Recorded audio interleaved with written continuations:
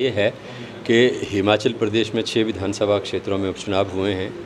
और देश में भी संसद के चुनाव हुए हैं और हिमाचल प्रदेश में हमारी सरकार को तोड़ने का एक षड्यंत्र रचा गया। हमारे कुछ विधायक जिन्होंने अपना ईमान बेचा, खुद को बेचा, लोगों के साथ विश्वासघात किया, पार्टी के साथ विश्वासघात किया, भाजपा के साथ गए एक षड्यंत्र के तहत और मुख्यमंत्री और सरकार को डिस्टेबलाइज करने का एक प्रयास हुआ, षड्यंत्र हुआ जो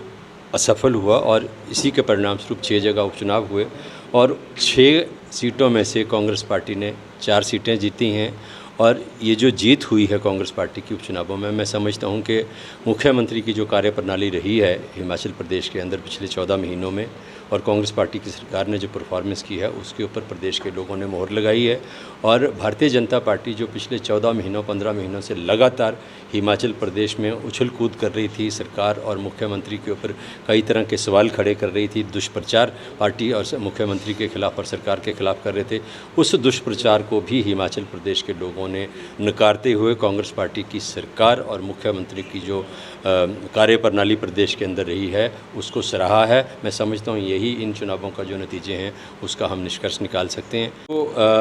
एक देश के अंदर नैरेटिव सेट करने की कोशिश आदरणीय प्रधानमंत्री और भारतीय जनता पार्टी ने की,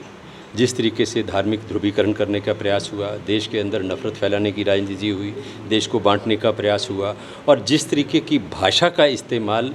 देश के मुखिया ने किया चुनाव प्रचार के दौरान और विपक्ष के नेताओं को ख़त्म करने का प्रयास हुआ, विपक्ष को ख़त्म करने का प्रयास हुआ, तमाम जो भारतीय जनता पार्टी के ये राजनीति के करने के जो दृष्टिकोण था, उनकी जो एक कार्यप्रणाली थी, उसको देश की जनता ने पूरी तरह से नकार दिया है, रिजेक्ट कर दिया है। इन चुनाव परिणामों से एक चीज़ तो स्पष्ट हो गई कि राहुल गांधी ने जो भारत जोड़ो यात्रा और भारत जोड़ो न्याय यात्रा के दौरान देश के अंदर एक माहौल पैदा किया, मुद्दों की राजनीति की, उस राजनीति के ऊपर देश की जनता ने मोहर लगाई है। इंडिया गठबंधन ने बहुत अच्छा परफॉर्म किया है और आज जो 400 पार का नारा दे रहे थे, आज उनकी स्थिति ये होगी कि बैसाखियों के सहारे सरकार बनाने के वो प्रयास कर रहे हैं। जहाँ तक इंडिया गठबंधन के सरकार बनाने की बात है, मैं तो प्रदेश का मुख्य प्रवक्ता हूँ, लेकिन मैं हमारी पार्टी के जो मुखिया हैं खड़गे जी, और कल जो इंडिया गठबंधन की बैठक हुई है उसमें उसके बाद जो उन्होंने कहा है वो यही कहा है कि सही समय के ऊपर हम सरकार बनाने की बात जो है वो करेंगे। देखते हैं भविष्य में क्या होता है, लेकिन एक चीज़ तय है